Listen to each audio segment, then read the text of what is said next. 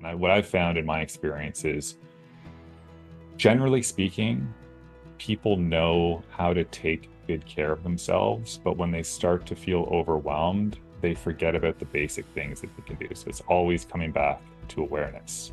And the framework is called checking the boat for holes. And the boat is essentially an acronym. So the T stands for, are you tired and not sleeping?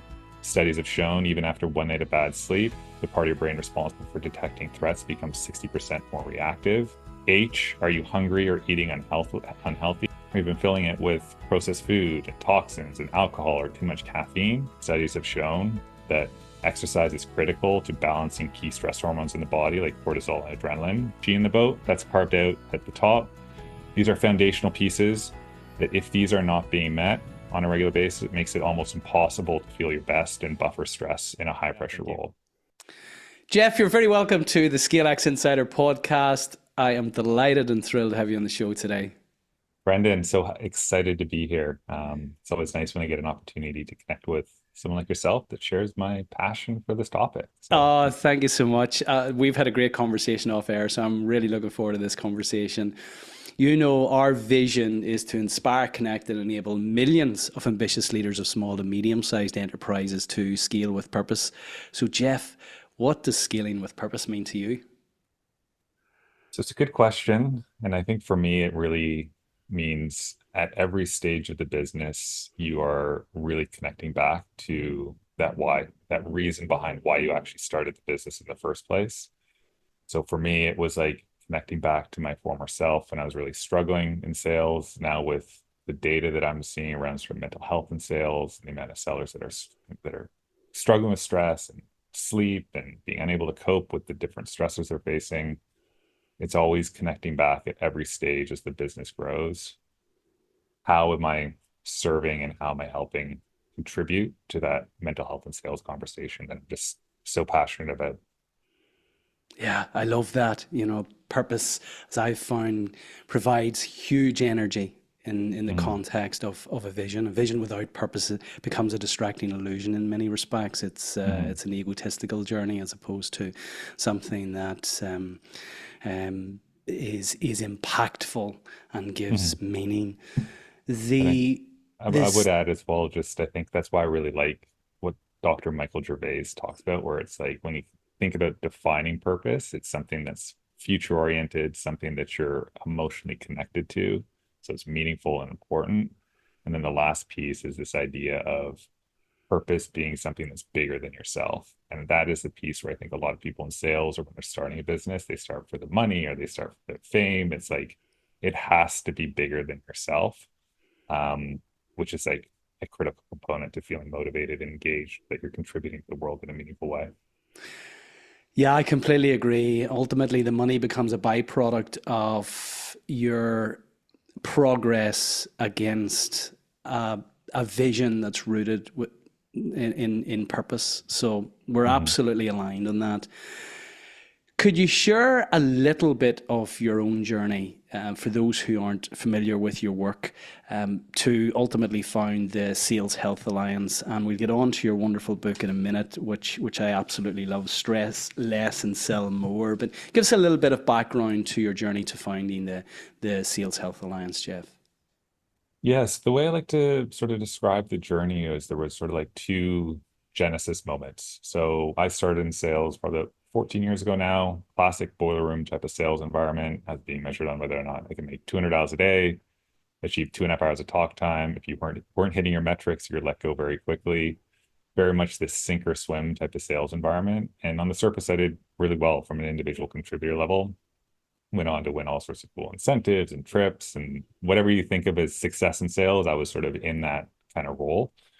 But behind the scenes, I was not okay. I was struggling with anxiety, insomnia, and I get these really nasty panic attacks in the middle of the night. And it was after the third panic attack that put me in the hospital when I realized that this was not sustainable. Going to therapy 10 years ago was still highly stigmatized.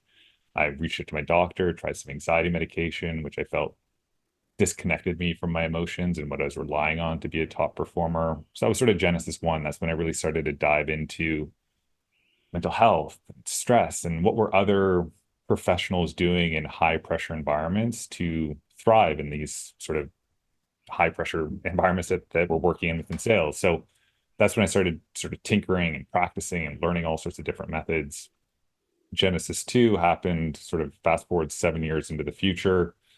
It advanced throughout my sales career into different sales leadership roles. And I just launched my first sales consulting website. And 3 days after I launched the website, I was diagnosed with testicular cancer. So life threw this crazy curveball that I wasn't ready for. But it was through that experience when I realized the same strategies I was using to take care of my mental health and sales, I naturally executed on during this next stressful period in my life.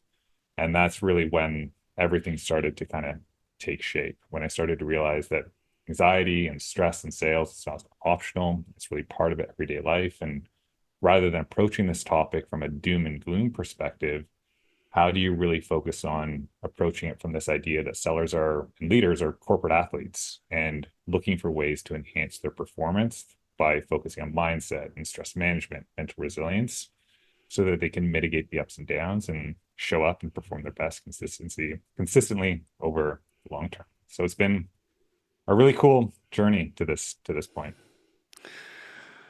That's one way of describing it. A really cool journey. That's. Hmm. I am sorry to hear that you've endured so much, but we have benefited as readers of your material and listeners to your story because, as I referenced earlier, those who are listening won't be able to see Jeff's wonderful book, Stress Less, Sell More, 220 Ways to Prioritize Your Well-Being, Prevent Burnout and Hit Your Sales Target. I absolutely love this, Jeff. I love the way you've written it in a very, very novel way, giving practical tips for 220 sales days of the year. Before we get into some of the practicalities, some of the rituals, some of the habits that you recommend within the book, can you give an overview of the core pillars which undergird good mental health in the context of leadership and especially in sales leadership?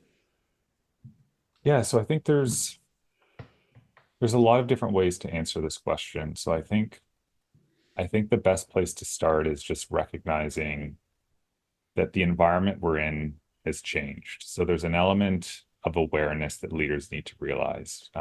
So if you're familiar with Amy Edmondson's work, she's a leadership um, professor over at Harvard, and she's done a lot of work around psychological safety. And one of the acronyms that she's talking about and she leans on is the idea that the world is continuing to become more of a VUCA situation. So VUCA stands for high volatility, high uncertainty, high complexity, high ambiguity.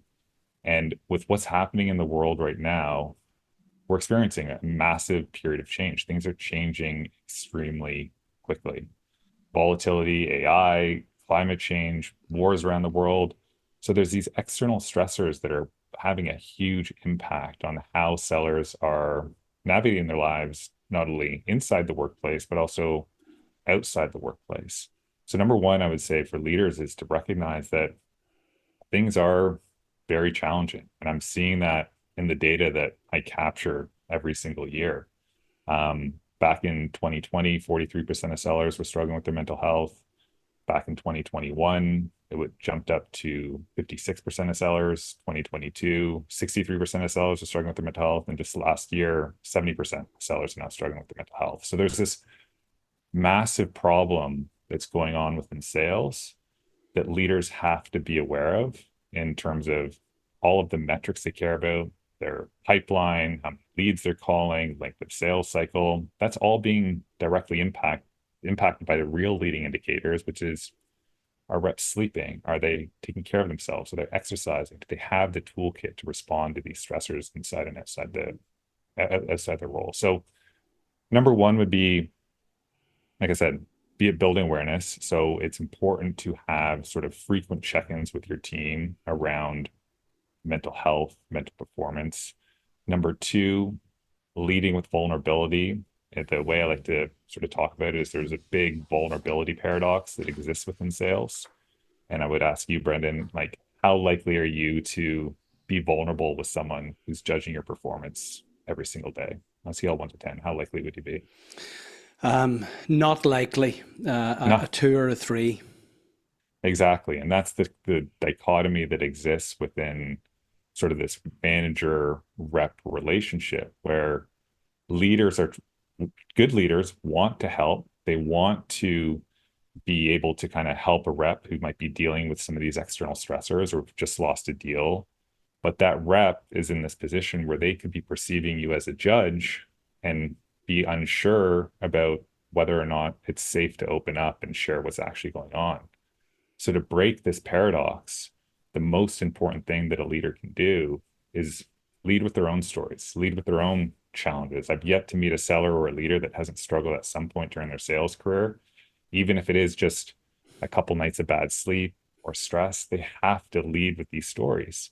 And you can do this on a micro level as well. If you are having a weekly team meeting and you're feeling fatigued or tired, saying, hey, like I might be off my game today because my newborn kept me up last night. Or if I don't respond to you right away in Slack, just know it's not you, it's me, because this other thing just happened and I'm just feeling a little bit resentful or a little bit angry today. And the more you have these conversations, the more you can position yourself less as judge and more as this approachable human that is just going through the exact same difficult challenges that that rep is going through every single day. So, awareness of the challenges that are out there, an ability to be vulnerable, even though the leader will be feeling the challenges of actually meeting numbers in the first instance. It's that sense of being human and Mm-hmm. empathizing with your sales team. What else should we as leaders, and especially within a scaling organization, be cognizant of in terms of creating an environment that's conducive to high performance? Mm-hmm. So there's two kind of key areas that you kind of want to focus on. So there's this idea of being able to buffer stress. If we think about stress inside the organization and stress outside the organization, there's going to be two kind of key pillars to focus on. One, there's the environment that you're creating. And number two is going to be the individual toolkit that someone has to be able to take care of themselves on a regular basis and buffer stress and use stress to their advantage for growth. Now, creating that safe environment is actually quite simple. There's a ton of really awesome free things that you can be doing as a leader. Because if you think about safety, it's like what goes in, what needs have to be met in order to provide safety. So every year I run, like I said, this state of mental health and sales report, and I collect data on how are these essentially 13 core needs being met that will help contribute to safety. Basic things like, are you providing boundaries to your team? Are you providing clear career pathing? Do people have like to feel supported by you as their leader? Do they feel like their job is safe? Do they have financial security? Um, do they feel like they're making a difference in the world? Do they believe in their products? There's all of these micro needs. Again, I won't be able to remember all of them just off the top of my head. They're in the report, but there's free things that you can be doing as a leader to ensure that this culture that you're creating is very easy to or more capable at buffering stress. For example, if you think about financial security, the thing I always hear from sales leaders is it's like, well, does that mean I have to provide like raise their salaries or pay them more commission? It's like, absolutely not. Like, when was the last time you, as a leader who's likely in their 40s, has years of budgeting and investing experience? When was the last time you opened up and shared with your team how can they live off their base and invest their commission? How are they budgeting their money every single day? Like, there's free things that you can do to provide that financial security. If you just went through a layoff, for example, something that I've seen work really well when you think about a layoff that takes place and that feeling of lack of job security, something that leaders can do is, well, they can announce a firing freeze where they're saying, we had to do this to obviously ensure that like the business can survive. Layoffs are part of that, especially in difficult times. But by sharing and announcing a firing freeze, It's a strong commitment from leadership to the team to reinforce that job security and say, hey, like we've made our cuts, we've got our team. This is who we're like betting on to get us through these next difficult times. So again, there's all sorts of easy, free things you can be doing to ensure these core needs are being met to provide psychological safety on an ongoing basis. Yeah, they resonate so strongly with so many of our ScaleX 10 principles. You know, the psyche of the leader, that understanding that in order to achieve outward success, you must actually win internally. Mm-hmm. So those leaders who are very successful at winning the inner game, what we're suggesting here is that you share with your team the practices, the rituals, the habits that are undergirding your success as a leader. If you're in that leadership position, and as you mentioned, being in your 40s, maybe with kids, you have a level of practical life experience in the context of managing a household, and you don't have to have a finance background, but if you're a leader in a business, you're going to have a strong sense of numbers that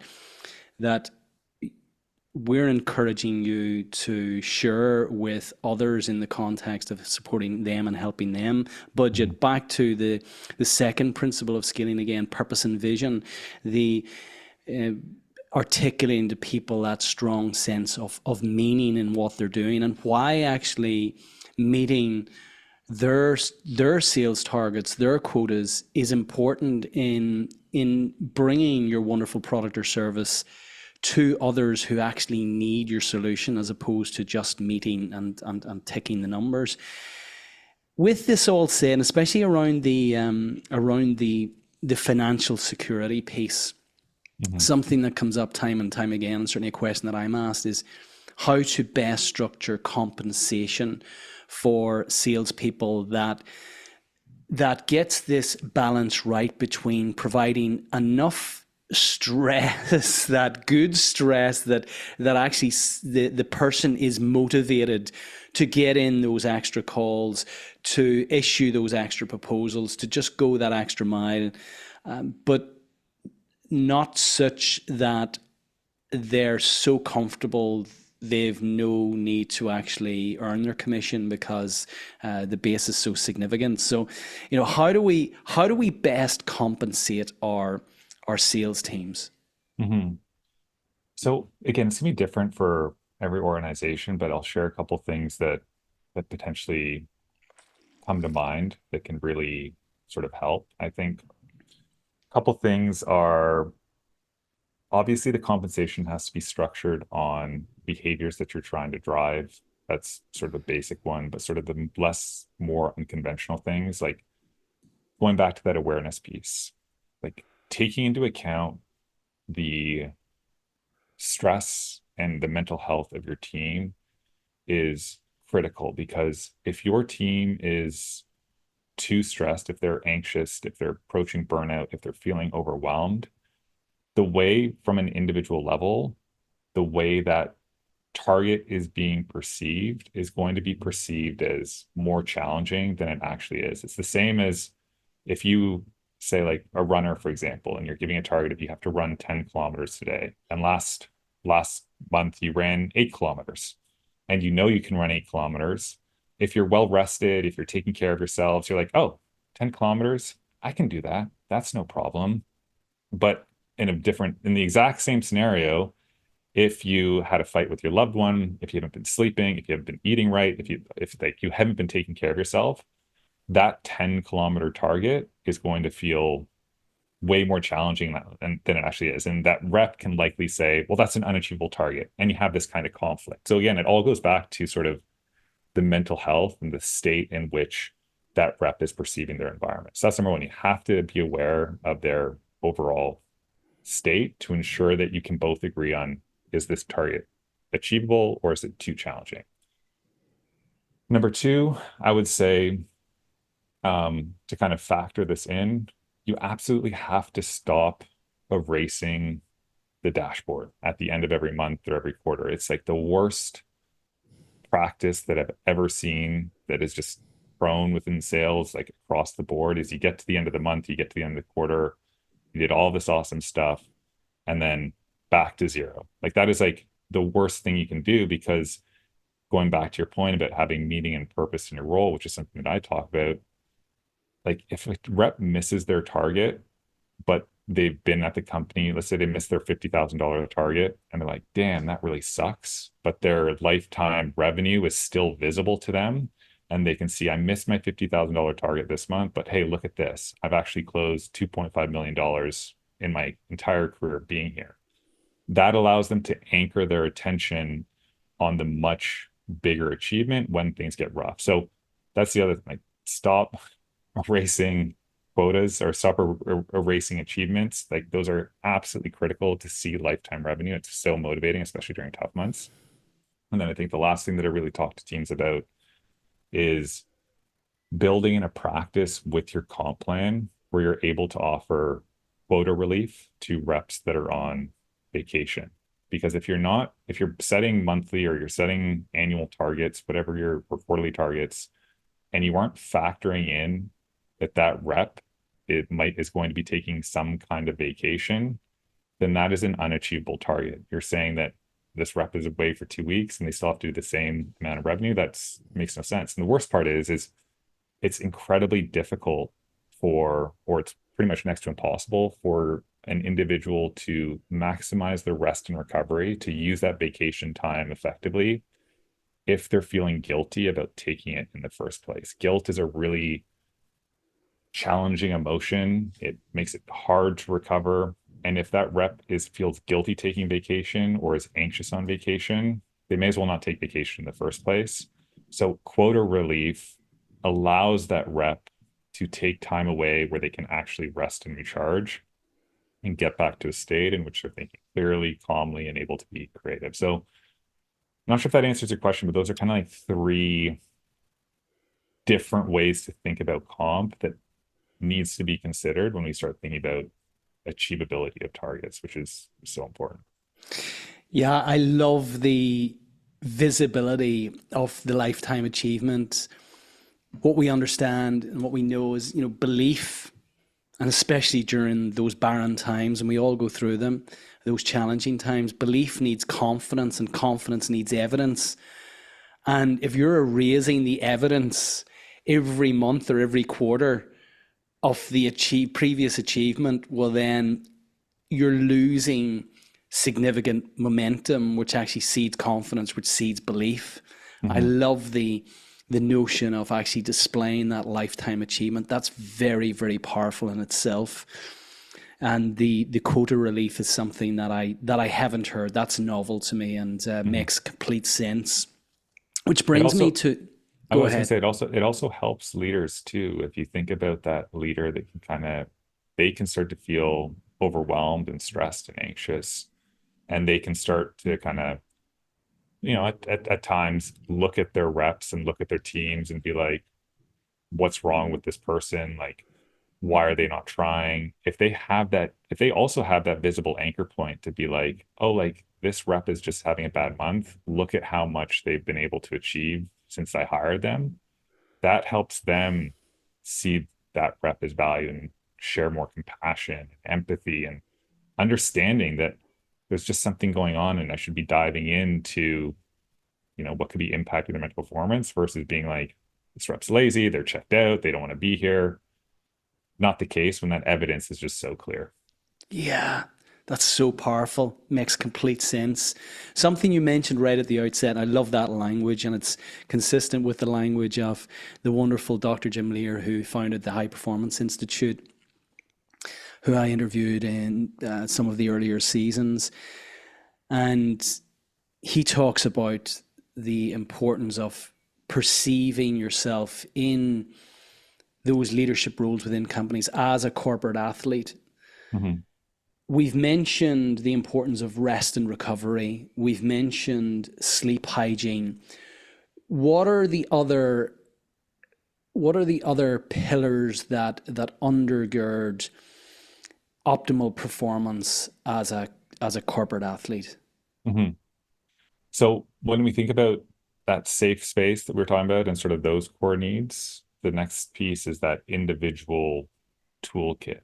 what is that sort of toolkit? And what I've found in my experience is, generally speaking, people know how to take good care of themselves, but when they start to feel overwhelmed, they forget about the basic things that they can do. So it's always coming back to awareness. So to help with this, I created a framework that I trademarked that was just like instrumental in my life as an entrepreneur, as a seller, that's been helping me keep better track of it. And the framework is called checking the boat for holes. And the boat is essentially an acronym.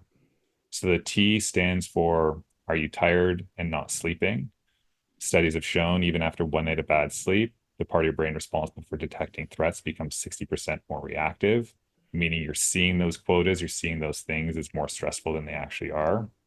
H, are you hungry or eating unhealthy? So are you feeding your body with healthy nutrition? We've been filling it with processed food and toxins and alcohol or too much caffeine. Or have you maybe just not eaten in a while? That feeling of angry, that is a stress response. Your body's saying, go find us food because we are hungry. E, are you exercising and moving your body? As you know, boatloads and boatloads of studies have shown that exercise is critical to balancing key stress hormones in the body, like cortisol and adrenaline. So that THE in the boat, that's carved out at the top.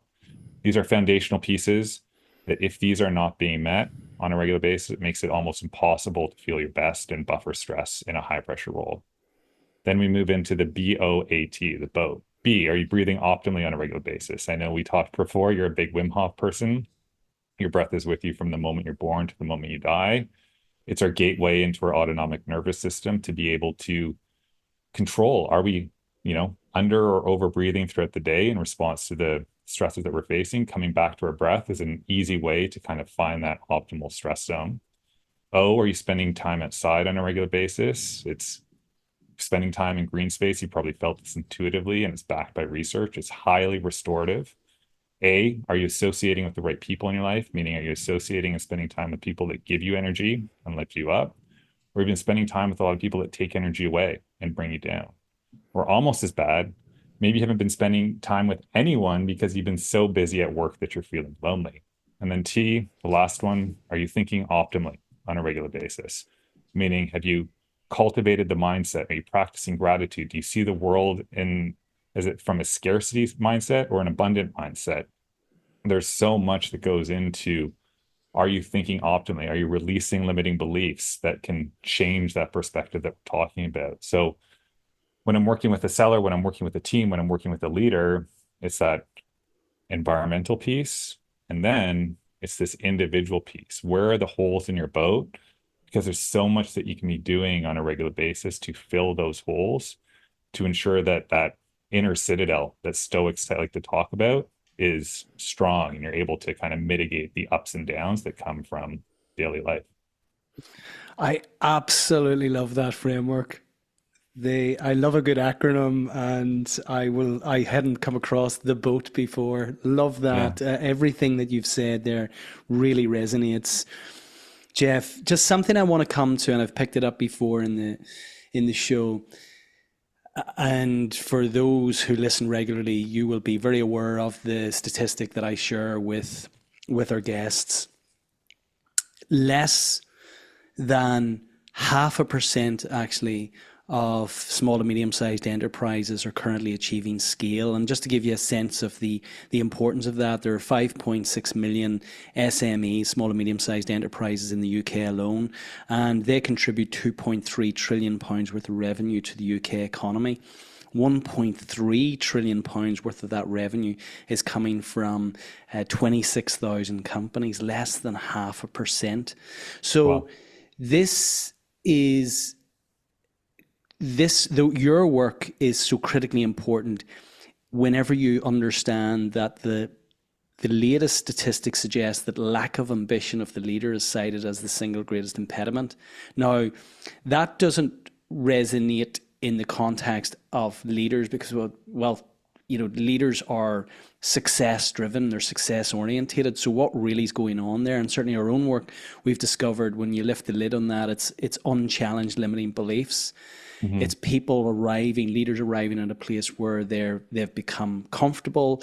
they've achieved a certain amount of success, they don't want to risk that success, or they fear failure from continuing on this scaling journey. They fear judgment if they don't achieve, and so it's easier just not to set out publicly a vision for the future. So I can't overstate the importance of the thinking optimally in the context of the latest statistics around scaling and why so very few SMEs are achieving scale. Can you share with our listeners how those limiting beliefs might show up, especially in the context of scaling?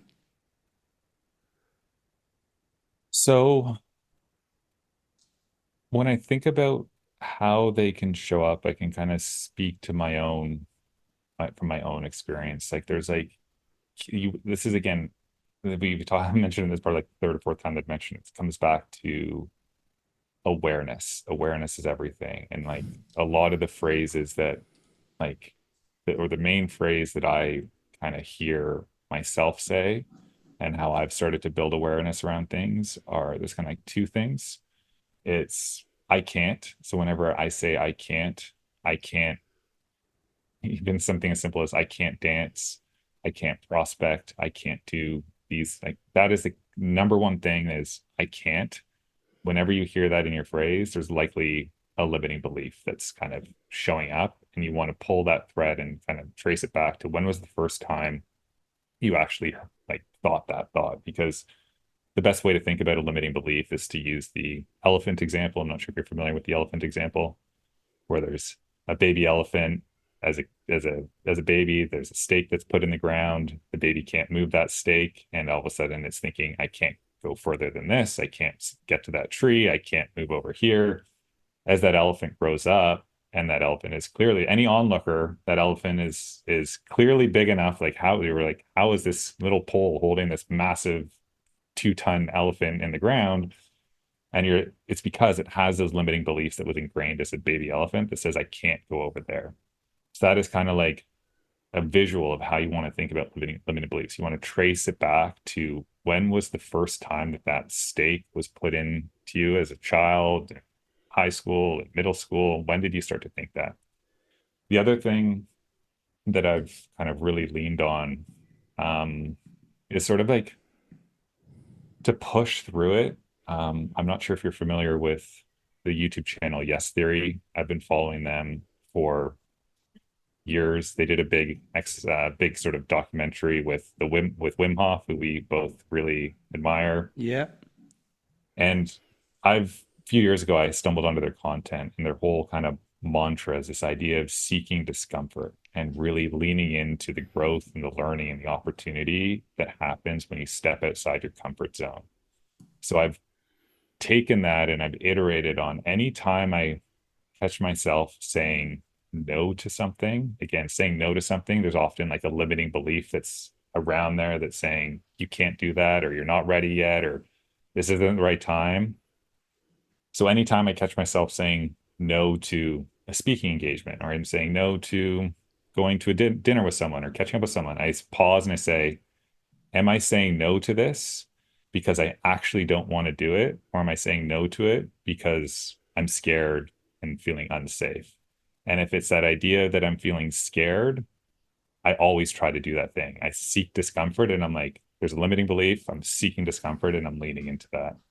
And it's like, for me, like growing up, like, and even like when I first started this business, like, I don't think I had this belief that I'm not a great public speaker, or I can't public speak. And I was nervous about getting in front of people. And the more I leaned into this and kind of pushed through this limiting belief of I can't public speak, it was just like one of the coolest experiences was last year when I had the opportunity to speak at a sales kickoff in front of 1,100 people. And on stage, I was just like, holy smokes, like, look how far I came just because I was able to push through and seek discomfort and not let those limiting beliefs of thinking I couldn't public speak let hold me back. That's so powerful. There's so much in there. My dad's mantra whenever I was growing up was, I can and I will. So every time you went to him with something, he said, I can't do this, Dad. He says, no, no, um, tell me you can and you will. You can and you will. And that was his mantra. And something I heard a speaker say recently is every time you hear yourself say, I can't, prefix that, or rather, sorry, suffix it with, and that's the way I always wanted to be. Mm, And check in with yourself then, is that the truth? hmm So I can't get on stage and speak to people about our wonderful product or service, speak to people about our company, speak to people about the topic that I'm really passionate about. And hmm that's the way I always wanted to be. Is hmm that really the truth? I think that's so powerful and in terms of checking in with yourself. A limiting belief, certainly, that I hear from a lot of business leaders at the moment is, I can't get the people. And hmm if you suffix that with, and that's the way I always want it to be, I feel that that will really trigger you to examine, is it the fact that you can't get the people, or is it the fact that you haven't actually created a vision for the future that you have publicly communicated, that you're leaning into, and that you're inspiring others around?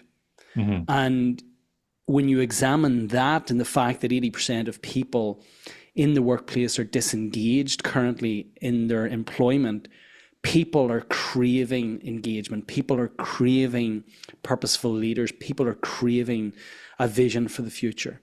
hmm But actually, very few leaders ever want to publicly communicate their vision for the future. It's typically harbored within their head, but we can intellectually justify why we've kind of reached this place of being stagnant by saying, well, I can't get the people. hmm So I, I go ahead, Jeff. oh no, I would also add, like, you kind of like spark something in my mind of just like similar to kind of what you're saying. Another add-on to that is, if you think about like, I can't is like a very permanent state. And the way I've found as well to really help with that is, I can't yet. I Yeah. can't cold call yet. I can't run a discovery yet. I can't get customers yet. It's this idea that yet allows you to say, okay, I can't do this yet. So what's in my way? And what are the things, what are the skills do I need to acquire? What are the blockers that I need to remove? Feels less permanent. And going back to your piece of like this idea of like disengagement within the workplace. And it's like the thing that's really, we mentioned this earlier, like, okay, there's this like really scary external world and things and massive change that is happening. And my message to leaders is, okay, rather than trying to force people back into the office, if that's like you're saying, need to get back into the office for productivity, why not think about it differently and think about it, if everyone in the world and everyone on your team is scared by the markets, by the wars, the unaffordable housing, what's in their bank account, well, the best thing that you can do is to create a safe space where that person can find purpose, can find meaning, can feel inspired. And if you are creating that safe space rather than this fear mongering that tends to happen, especially within sales, if you create that safe space, that person's going to want to show up. They're going to want to do hard work. They're going to want to be engaged because they're inspired and they're getting this reprieve from this outside world by showing up and working for you. So I fully align with you on that. It's like so important for leaders to lean into this purpose and meaning, vision, to create that inspired state that is missing in the world. Here, here. Calling out some of the incredible chapters within your book, or every day is given one page, a dedicated page of advice, and some of the things that I came across that I'd like you to share with our listeners. Let's kick off. First of all, why is it important, or what is having a spidey sense? Mm. So Spidey sense goes back to that idea that we just talked about, this idea of seeking discomfort and being aware of the sense. I use it as like this spidey sense. I'm a huge superhero nerd. I love the Marvel universe. I've been action figures growing up, comic books, all of that good stuff. And the way I kind of like thought about this idea of seeking discomfort was I started to lean into this idea of, oh, my anxiety is kind of just like Spider-Man in the sense that like when something bad's going to happen to Spider-Man, his spidey sense goes off. So it's this like anxiety. And then what he tends to do and what typically happens, you jump away from these threats.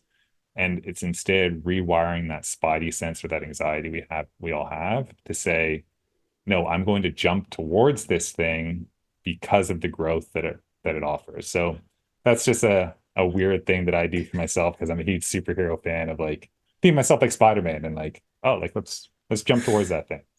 Yeah, I love that.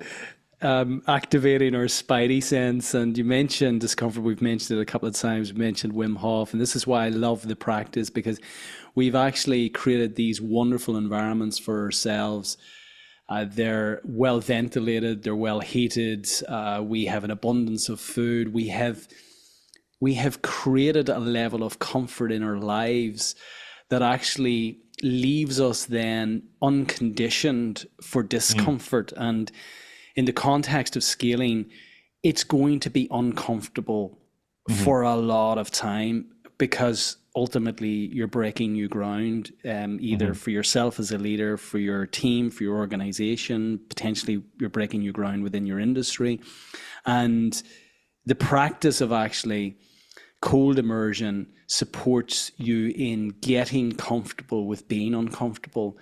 mhm, That it was it James Clear who said, every action I take is a vote for the person that I want to become in the future. So every mhm, time you take a cold shower, for example, you're telling yourself, you're modeling to yourself that actually you embrace discomfort, which I feel is so critically important in the context of today's challenging environment, scaling environment, because ultimately the way we're living our lives is much more aligned to being comfortable than mhm, actually being uncomfortable, which leaves then those times of engaging with discomfort enhanced, amplified. mhm. And there's something in that, and you call it out in your book. Can you explain to our listeners what eustress is? Because ultimately, what you're saying here is not all stress is bad stress. Mhm. There's this term eustress, which is essentially good stress. Can you share with our listeners what you mean by that, Jeff? So eustress is like there's this idea of like there's a stress curve and eustress is being used to like stress is not inherently positive or negative. It gets perceived as negative when we're under high levels of stress for prolonged periods of time. That's distress. So eustress is sort of how do you find that optimal performance zone where you're calm but alert? Because without enough stress in your body, without enough stress, going back to that piece of motivation, you're likely going to be feeling tired or sleepy or mildly alert. So you're going to be unable to perform your best. And if you're high stressed, you're likely going to be unable to perform your best because you're anxious, you're overwhelmed, you're making mental mistakes. All that stuff factors in. So there's definitely a couple different ways to think about stress. I think the the way I like to think about it is using some of these, I get they're essentially called, I think they're called hermetic stressors, which are ways to essentially interrupt patterns of thinking. So if you think about a founder, if you think about a salesperson or a business owner, they're building the business and for the entire week, for example, or maybe a very busy day, the way I like to think about it is they're opening more and more tabs on their their screen. And as you know, when you open too many tabs and you get to 100 tabs in your web browser, things start to slow down. You can't find what you're looking for. That's how I like to think about your brain, especially as a business owner, as a seller. There's too many tabs open and your performance is starting to suffer. So, what do you need to do? Well, you just need to close your web browser or restart your computer. The problem is a walk on most day on when things have gotten sort of really chaotic, a walk outside or a simple meditation or getting some water isn't enough of a of an interrupt to kind of hit that X button or hit that restart button. So a hermetic stressor is essentially a way to jack up and use that stress response to break free, press that X button, press that restart button that requires you to be 100% present. It injects all sorts of good endorphins, it balances your stress hormones, it creates a parasympathetic rebound. All of these things are happening that allows you to shut down those tabs and get back to baseline. So some things that can do that, to your point, a cold shower can do that. It's so intense that you have nothing that you can think about from the workday except the cold water. A hit workout is an example like that. A spin workout or any kind of like high intensity workout that requires you to be fully present in the moment so that you can press that X button. There's sauna, there's Wim Hof breathing is another one where you're kind of like increasing and elevating that state.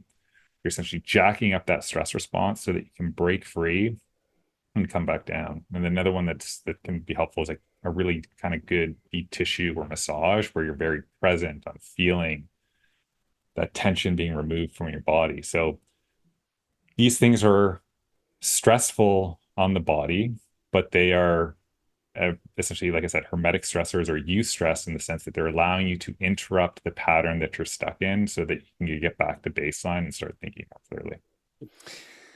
Something that I find fascinating. I first came across this term in, I think it was Guy Hendricks' book, The Big Leap. And he talked about upper limiting, and you Mm, call this out in your book, Jeff, the how we upper limit our happiness and mhm. almost build suffering into our lives, even when the suffering isn't there. Can you share with our listeners what that upper limiting happiness actually refers to? Yeah, so I learned this from a book called Wisdom of Anxiety. The author's name is slipping my mind, unfortunately, but it's called Wisdom of Anxiety. It's incredible. It's an incredible book. But the author really talks about how a lot of the time we think of thing difficult emotions as being very vulnerable emotions. And when in reality, vulnerable emotions can exist within very comfortable and really positive emotions. So if we think extreme joy, if we think of extreme happiness, if we think about these like extreme connection to people, when I think about what happens in sales, a lot of time you experience that intense joy when you close that big deal that you've been working months on to try and close. And what happens is you're so happy, but for all of us, whenever we get that promotion or we close a big client or these things happen, what typically happens? We experience that peak, and then all of a sudden it's like, well, you just got lucky, or you have to do that again next month, or like you won't be able to repeat this ever again. Like those thoughts creep in because what's happening is that intense and that really positive thing that you just completed and you just achieved, and those positive emotions that you're feeling, it's signaling to your body and to your mind that now you have something to lose, whether that's respect, whether that's money in the future, whether that's autonomy. It's signaling that you now have achieved something that is meaningful to you, that you see as worth losing. So your brain starts to cut short that happiness to move you back to that state of like, you have to do it again. You have to do it. Like, you can't do it. So that it's trying to like protect you in that sense. So it's like this really backwards concept without realizing that vulnerable emotions exist in these really powerful, happy, joyful moments.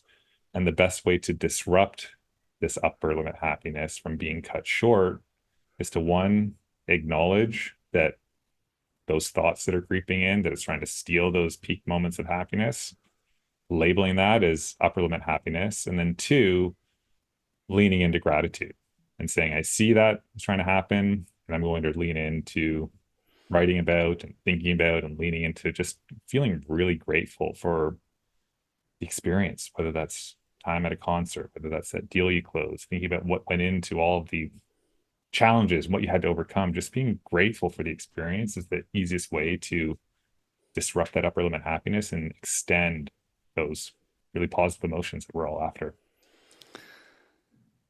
Our minds are cruel, aren't they? So cruel. So cruel. It's it, wild. it's it's so. I was having this conversation with my wife yesterday, we were struggling with a new heating system we have, and I said, well, let's just go into YouTube and look at kind of download the user's manual, and there'll be somebody on there with a little 4 minute video to help us navigate the control panel here. And 5 minutes later, we were chatting about mindsets. We're thinking, you know, there's the challenge with, the little challenge with that heating system, and we're able to download a user's manual really, really easily and step through that. And yet we're born and we don't have a user's manual for these minds, which are hugely, hugely complex and so incredibly cruel to us in terms of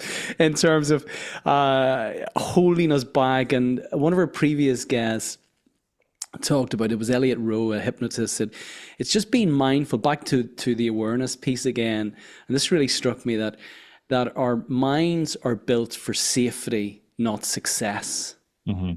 And the fact that your mind can perceive you achieving and winning a new deal as something that's potentially a threat is just incredible. But again, we circle back to awareness again. Before we move into our close, Jeff, this is a conversation that could just go on hours. I love this conversation. You're so incredibly knowledgeable. I encourage everyone to go and pick up the book. Um, is there anything else that you feel you would like to leave the listeners with in the context of optimizing their mental health to undergird and seed, great performance in the context of their scaling ambition? Hmm. So I think the last thing that I always share that's really important is just changing how you're approaching stress, and then understanding that, like we talked about, stress is not inherently positive or negative, but it gets perceived as negative when it gets too high. And we have to move away from this tendency that we all have, which is we grind it out 3 months, 6 months, a year sometimes as a business owner, being unaware that this stress is getting higher and higher and higher. As that stress is getting higher and higher and higher, it's impacting our performance. And then we try to offload all of that stress all at once during a 1 week or a 2 week vacation somewhere. That is a suboptimal way to be using stress to your advantage. And instead, what we want to be doing is trying to add stress and offload stress in equal parts during the same 24-hour cycle. How are you adding stress in the morning to help move you out of that sleepy, sluggish state? So, Wim Hof breathing, some exercising, some morning sunlight, getting yourself into a state where you're, calm but alert and able to take on the day. And then how do you bookend that day with a shutdown routine, understanding that all of this stress has been piled on through work and what you've been doing? How do you offload that stress with a shutdown routine, whether that's, again, a light walk outside, connecting with your friends and family, going back to what we talked about. At the end of the day, where are there holes in your boat? Check the holes for boat and use that shutdown routine as an opportunity to fill those holes in the hours away from work, so that that boat is showing up resilient and able to perform the next day. Brilliant. Tell me this before we move into the close. On a personal note, have you have you got over your fear of public speaking, or do you still get nervous when you receive an invitation for a public speaking assignment? So I still get a little nervous, I would say, but I think that big one that I did last year was, if you think about sort of like that stake that goes into your brain, like that was like a big, really positive, non-limiting belief that's like of confidence, that point that I can go back to, that's just like any sort of 20 person or 30 person or 100 person type of event. It's just doesn't even compare. And it's kind of like proved to myself that like I can do this. And so I find confidence in that. If I was to get on stage in front of 10,000 people in the future, I think I'd sort of, it'd be sort of that next stage that I would need to kind of navigate towards. But it's gotten way, way better. So still a little bit. Yeah, well done you. Well, given the substance of your knowledge and the way you communicate and articulate this in such a relatable way. I have no doubt, I have every confidence that you'll be on a stage in front of 10,000 people. But it's back to what we were saying earlier, giving yourself and calling out and labeling evidence that ultimately seeds that confidence, which seeds the Mhm. belief. And in the context of scaling, 10x is an arbitrary number. Whenever people come say, oh, I'd like to 10x my business, let's say, when people think of scaling, technically it's not that, but people think of scaling in the context of 10x. I always invite them to share their existing revenue number and simply divide it by 10. I said, you've Mhm. already done this before. So, Mhm. if you're $1 million revenue now, you were at one stage $100,000 in revenue. So Mhm. why can't you be $10 million in revenue? Mhm. The evidence suggests, and you have it to hand right now, that you have 10x your business. Right. Right. We're just It's a good way talking to think different. about it. Yeah, Yeah. we're Amazing. we're just talking different numbers. So I think certainly what I'm hearing is, you be aware where when those self-limiting beliefs, those doubts come in, and doubt those doubts, and look for evidence that seeds the confidence, that seeds the belief in the context of what you're trying to do. We have a closing tradition, and I always invite my guests, given the incredible experience that they have and the people that they have interacted with over the course of their lives, to share with our listeners three timeless takeaways. But the big question. I think when I think about it, I think I go back to sort of my golden rule that I use for managing mental health and stress on a regular basis. I learned this from Rich Roll a couple of years ago, and really leaning into the fact that your mood follows your behavior, and it's very difficult, almost impossible, to think yourself into a better mood. But when you take that one tiny yet monumental step, when you're overwhelmed, when you're stuck in bed, when you feel like you can't, if you take that one tiny, tiny little step that can shift you towards a more optimal state, it allows you to build momentum and get into a place where you can kind of start building and building and building on top of that. It's one of the most empowering things that you can teach yourself and build into a habit, because once you start doing it once, it teaches you you're not at the mercy of your emotions and your thoughts. You have the opportunity to change your mood with an action every single day. So that's kind of the one that stuck with me. I think another big one that's been really instrumental for myself. I'll never forget when I was walking back from the hospital, when I sort of had that cancer diagnosis, and I was sort of thinking about things, and I just paused and I looked around, and I was like, holy smokes, like everything that I'm seeing right now, the cars on the road, businesses that I'm walking, sidewalk, everything, literally every single product and every single thing that I saw in the world that was in my perception, I was like, all of these things have been created by people as capable or less capable than I am right now. Why the hell am I playing in their world? Like, why don't I disrupt it and create it? And that was a huge motivator to be like, challenge these outdated norms that exist within sales of, why am I like trying to fit into this box from like old school sales leaders that are creating disengaged people and environments, everything that you walk down the street today, keep an eye, you'll be like, I could do that, I could do that.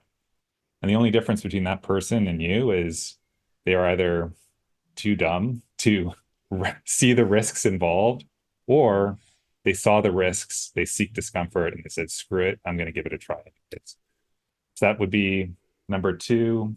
And I think the last one I would say that's really helped me is just, again, it goes back to sort of Stoic philosophy, is really leaning into what do you want your legacy to be? It's just diving in and spending time on a regular basis to heat check your future version of yourself, and that sort of end of life of like, who are you at the end of your life, and how do you want to be remembered? What do you want to like leave as an impact? How do you want to change the world?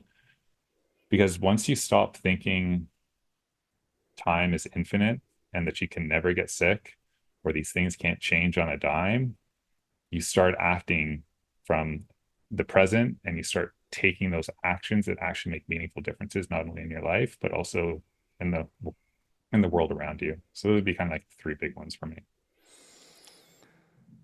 Those are so profound.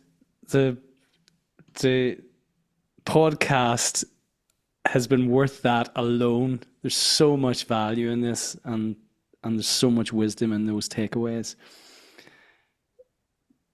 Before I wrap up, how are you feeling now? How are you doing health wise? Feeling good, feeling all things. Thankfully, I caught it early. It was a uncomfortable experience, but it's I've been cancer free for the past 6 or 7 years now. I can't remember which one it is now, which is great. But that was another experience where I was like, again, if you think about this cancer diagnosis and what a lot tends to happen is a lot of people can use those negative things and turtle up and be like, I'm not going to share this one. I'm going to kind of, this is my burden to bear. And I was 30 years old at the gym, noticed a lump in my groin, and I was like, whoa, what's going on? And I just used it as an opportunity, being like, okay, if this worst case scenario, if this becomes something that ends me or gets the best of me, I want to make sure that I'm telling as many people as possible about this experience because I was 30 years old and I didn't know that this could happen. So I just used it not as something that I wanted to turtle up and hide, as something that I could grow and turn into a positive and create as much awareness around it as possible. Because apparently, guys can have a high risk of testicular cancer when they turn 30 and also after 50, which I had no idea about. So I try to talk about it as much as possible. Oh, well done, you. I'm so delighted to hear that you've made a full recovery. Brilliant. Jeff, what's next for you? What's next? Good question. So outside of the book, I've created a community called Project Mamba. So it's focusing on growing that community. It's what I found is again a lot of organizations, specifically sales teams, aren't supporting their salespeople as much as they need to be. So I've essentially created all of my content, uploaded it into a community. We meet twice a week. There's coaching involved. There's over 10 hours of content. So that's really where I'm spending my time as a way to kind of create a safe space. Going back to what we talked about, create that safe space where sellers can come and get support and upskill themselves so that when they enter these unsafe environments where their leader is disengaged or using fear, they have that community and that toolkit with them that can help buffer stress and allow them to still perform. Brian, well, look, we'll put a link to Project Mamba in the show notes, and indeed a link to your wonderful book. I have thoroughly enjoyed the last hour. Has, and I know I say this regularly, but the last hour really has flown. I've enjoyed every moment of it. Jeff, if people want to connect with you and find out more about your work, how best to reach you? Yes, the two places I would go is so you can find me on LinkedIn. It's just Jeff Riseley. I'm the only Jeff Riseley outside of a ultra marathon runner in Australia, which is pretty funny. Connect me on LinkedIn. You can check out saleshealthalliance.com, where that's where you'll find like the report that you can download, or there's projectmamba.com, which is the community. So any of those places work well. Brilliant. Well, look, once again, folks, go and pick up Jeff's wonderful book. There's so much you learn from this, and it's so practical, really easy to read and digest. 220 tips in there that undoubtedly you will find huge value in. Jeff, once again, look, I wish you every success with your book, with Project Mamba, with the Sales Health Alliance, with everything you're doing, and I look forward to hearing how that talk goes, that keynote goes in front of 10,000 people, no doubt in the very near future. Thanks for your wonderful energy and wisdom today. Take care. Thanks for having me, Brendan. Really appreciate it.